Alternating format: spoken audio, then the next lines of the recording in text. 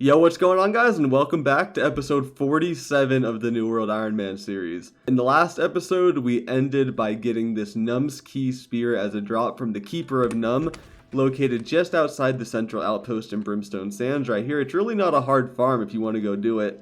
You can solo it, and it's right next to an outpost. So anyway, we're going to start this episode off with a few Ennead runs. I really would like to put this spear to use. That looks like it's going to output a lot of damage. And not only that, but on the corrupted bosses, I'll be able to switch to the Slayer of Enemy spear that you get from the main quest and try this out because I have also been wanting to use this. Honestly, my spear selection on this account is insane. And the Ennead has a pretty fun expedition. I think it's extremely well made, especially the final boss. And you get to switch between different setups and weapons, and it's just a variety of interactions in there. If you've done that final boss fight before, you know having a bow is extremely helpful so you can stand next to your designated pillar and interact with it the second it goes online, so that wave attack doesn't decimate your entire team. So bows are a big help there, and having Attunement plus Ancient Bane on a bow is going to be a lot of fun to use. Ooh, we're already up to 8 infused arcane scraps. I don't even notice these building up, but we're super close to 200 arcana. We'll just turn these in now and get up to 195, 4.5 levels left. That is insanely generous how much those scraps give you. Just cut the brilliant gems that we're going to use. I am not going to slot some pristine gems to do the regular Ennead. That would be way too big of a moat investment. So for our ancient setup, we'll do 4 brilliant onyxes and 1 brilliant malachite. And then for our corrupted setup, we will do 5 brilliant malachites. Aha, they were hiding in Cutlass Keys. We're going to be using these dexterity earrings we got from a Barnacles and Black Powder M10 a long time ago. This is just too much strength gear. I'd prefer to be 300 dex for the bow, and the only way to get there is by using more dex gear. So we're going to use the featherweight ring and these beautiful destined slot dexterity earrings. Cannot believe we got those as a drop, but put malachite in there as well. Now we're good to go. I can respec, and that is ideal for me. 50 strength, 300 dex, and just whatever is left goes into con. The sad part about this is while this is insanely fast DPS, it's obviously nothing compared to the Greatsword. Don't get me wrong, I'm having a blast, but I was hitting twice as high as this in Lazarus using a medium armor setup with the Greatsword. I'm in light. I feel like the spear should be buffed. I don't want the Greatsword to be nerfed because obviously it's a ton of fun, but these hits, I'm not gonna lie, man, compared to the Greatsword, they are very underwhelming. It's just currently in a league of its own right now. It's actually really relaxing to do this final boss because for once, bow DPS is actually valued here. When he does this move right here, you have to be near a pillar. I just missed it, dang it, so you can interact with it. If you're late, it does a wave attack like that. Normally, if you have a ranged DPS, who knows how to stand next to the pillar, it's not an issue. But in situations like this, we might wipe because it looks like someone's struggling with their pillar. Yep. Okay, this one's going pretty well. I think we got it. This boss is actually super cool. There's 3 phases if you haven't done it yet. First, you fight this dog boss, and then after you kill him, this bird boss comes out. And then on phase 3, you have to kill them both at the same time. If you kill one before the other, they both come back at half HP. And they still both use their independent, unique abilities for the whole duration of this 3rd phase, so it's actually a very engaging fight. And it's just great to have a boss that you can do with a bow. Looks like we got this one. I think he has to be under 10% HP before you kill one, so. And when you kill him, you do get 2 loot bags. We got the simple skirt. And shout out to MySpace Mafia if you're watching this. We were good friends on here. He just found out I'm a YouTuber, so if you see this, what's up, man? Whoa, this simple skirt drop we just got is actually really good. I just googled it, and the 3rd perk is Ancient Ward. These are like a direct upgrade from what I'm running right now. That's my first pair of dexterity pants on the game with Ancient Ward and Shirking Energy. And I think I'm actually going to use them. Let me take them to 600 just to start off with.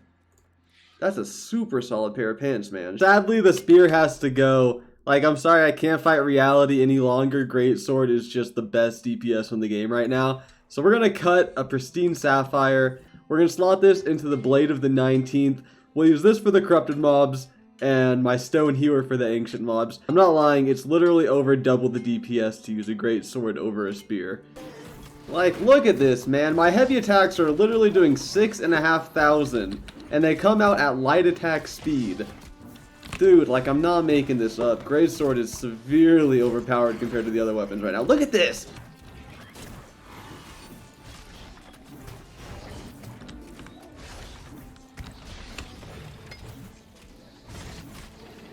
heavy attack chains doing 21k damage. This weapon is in a world of its own, and the only downside is you take 15% more damage when you're in the onslaught stance. I mean, technically sword and shield and hatchet can both compete with this DPS, but if you're using literally any other weapon, it's insane how outclassed you are right now. I get it that spear has some utility with debuffs like weaken and rend, but look at these numbers that this weapon can output. It's not, you know what I'm saying? I mean, here's the Blade of the 19th in action. This thing is a free quest weapon, and it's out DPSing every other weapon in my arsenal. Like, just let that sink in. Golden Scarab, let's go, and a Cactus Carver, unique hatchet. Oh, Angry Earthbane and Trenchant Strikes. Hey, dude, that's a pretty solid start for a hatchet, although it's probably not going to be very good because Trenchant Strikes shares the same pool as Rogue, so it's impossible for Rogue to be the third perk. Vengeful Fisherman's Smock from an Elite Grave Offering. Oh my god, you can really get this Fisherman's set anywhere in Brimstone Sands, can't you? The only part of the fishing set that we're missing is the boots. Oh, and the gloves too, so we're missing 2 pieces of it. But that's amazing that you can get it anywhere in Brimstone Sands. These elite chest runs in the Brimstone area are so worth doing every day. You get so much good stuff from them. It's a unique loot table for weapons and armor. There's golden scarabs, there's wooden coins which are used for heart runes, and apparently the fisherman set too. Yo, and shout out to Zin. He just invited me to a group for an elite chest run, but he's also a viewer. So thank you for the kind words, I appreciate it. Oh my god, I'm translating the inscription here in the Heliopolis. I think this is gonna spawn Tefkatsunut, which is a really rare boss that I think you can only spawn once every hour or so. Let's see if he pops up here. Oh, that looks like a boss. There he is! Oh god, he's strong. No, that's not Tefkatsunut. I don't know who this guy is. Okay, didn't get anything from him, but I'm pretty sure that's a very hard boss to spawn. You know what's crazy? There's a greatsword that I would actually really like to craft. It's called the Flint. It's a craftable greatsword. You don't need any recipe to do it, just 169 weaponsmithing, and it drops with Angry Earthbane, Vicious, and Chainfire. This looks like a super nice greatsword to run Genesis with. 14 Asmodeum, 7 Runic Leather, 10 Glittering Ebony is going to be really difficult for me because as soon as I get Glittering Ebony, it's gone rolling life staffs, but I may have to save some to craft this. Cinnabar and Smolderhide aren't a problem, and I do have the 2 empowered counterbalances to craft this. I think we're up to like 5 empowered counterbalances on the account. We've actually gotten quite a few as drops. So yeah, either tomorrow I'm going to craft this greatsword, or if I'm bold enough, I could do it tonight. And obviously the method I would use if I were to do it tonight is just extracting 10 pieces of Glittering Ebony from these infused engineering fragments, and the fragments aren't the issue. I definitely have enough to do that. It's the Azoth that's the issue for me. 10 Glittering Ebony would be 2,500 Azoth, or 50 vials of Azoth, and I definitely have enough to do that as well. Let me see how many we're up to. We have 128 on us,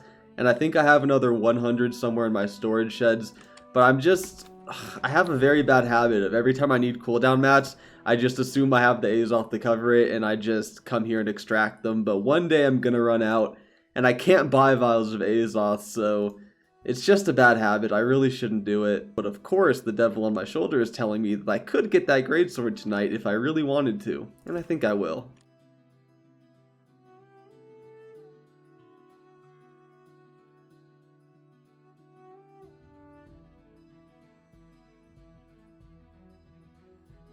We actually went overboard and made 11 Glittering Ebony, but not the worst thing. It'll definitely get put to use.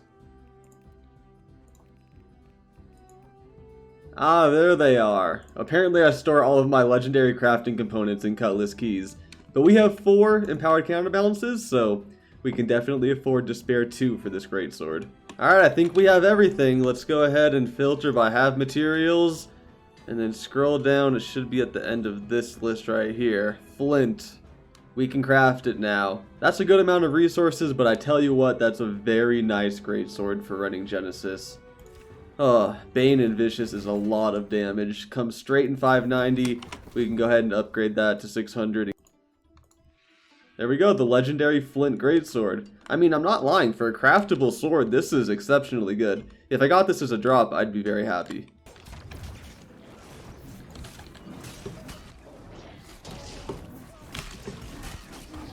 Oh yeah. Oh yeah, dude. The Greatsword, like I said, it's on a level of its own. These wide swings hitting everything for 6,000 damage at almost light attack speed, dude. It's one hell of a weapon. I hope it doesn't get nerfed anytime soon. Like I said, I like the big damage. I hope other weapons get buffed to match this. And yeah, as a reminder, I am in medium armor.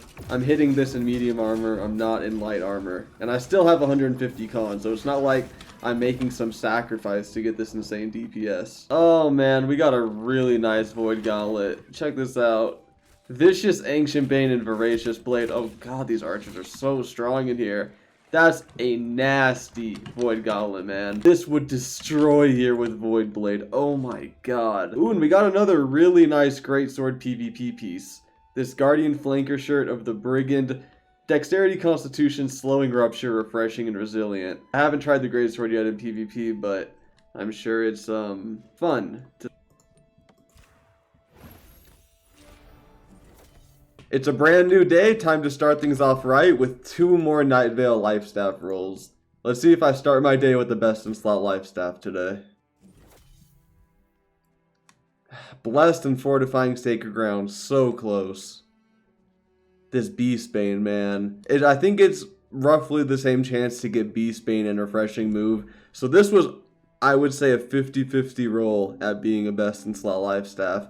This one, there was never any hope for this one. Oh my god, I need to show you guys these boots. We just did our first Lazarus M10 run of the day, and we got these archaic boots of the Sage. Pure Focus, Resilient, Refreshing Evasion, and Putrefying Scream. These are 3 out of 3 best in slot for my medium VGIG PvP build. Ooh, Lazarus Watcher Greatsword. Let's check that out as soon as I hit this respawn. Not that great. Although, we did get a sword that I've been meaning to show you guys. This Lazarus Watcher Longsword of the Warden, Con and Dex, Angry Earthbane, Empowering Whirling Blade, and Life Stealing. That's almost the sword we've been looking for. The Life Stealing kind of sucks, but I still think this would be a ton of fun to use at Genesis. Sword and Shield is so much DPS there, but now that we have the Flint, I'm not sure how much use it'll get. I mean, Sword and Shield is top tier DPS, don't get me wrong, but I'm convinced that Greatsword is in a league of its own. It's definitely a step above Sword and Shield. Sadly, you guys know I have a ton of fun DPSing with Sword and Shield. That is so lame. We got a unique Greatsword called Bone Wrecker, and it came with Slowing Rupture and Thwarting Strikes, and I was like, oh, Bone Wrecker, that's pretty cool. It has 2 good perks. I'm sure the 3rd perk is Ancient Bane. That only makes sense. I go to Google it. The 3rd perk is Mortal Fortification. What a stupid sword. Wow, we got some really nice Corrupted Ward healing pants. Focus, Constitution, Shirking Energy, Refreshing, and Corrupted Ward.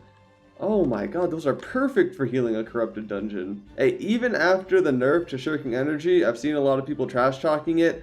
It's still the best perk to have on your leg slot. Just because it gives you 14 instead of 28 stamina.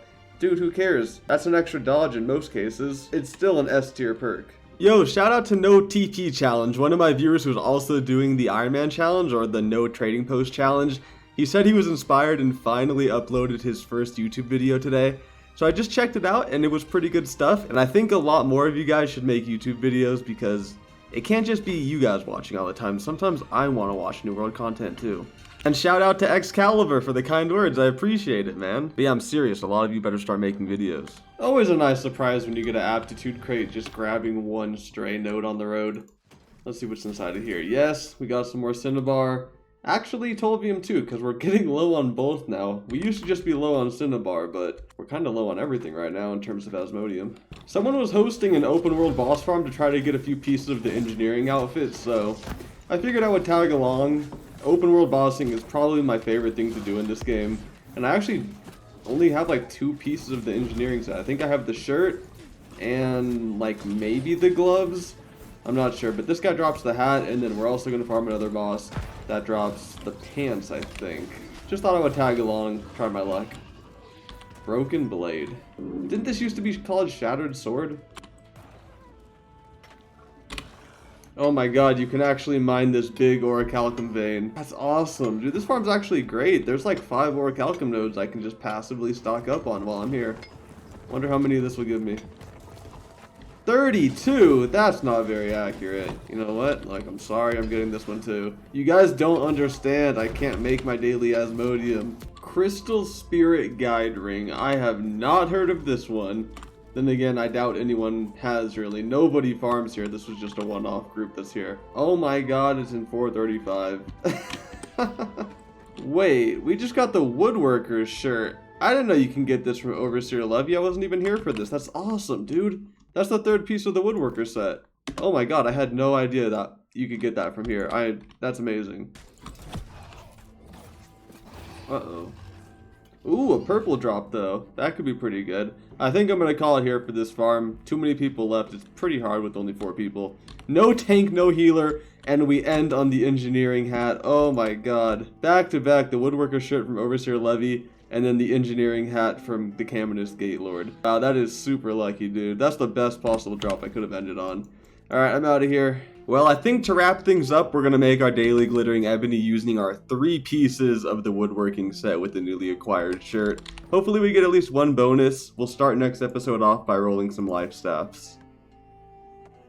Yay, 1 bonus, 6% chance. It's going to be helpful over the long term. But anyway, that's going to be it for this episode. I'll see you guys in the next episode in the usual 2 or 3 days. Leave a like and subscribe before you head out. And I'll see you with some life staff rolls, which I'm going to go do right now, very shortly.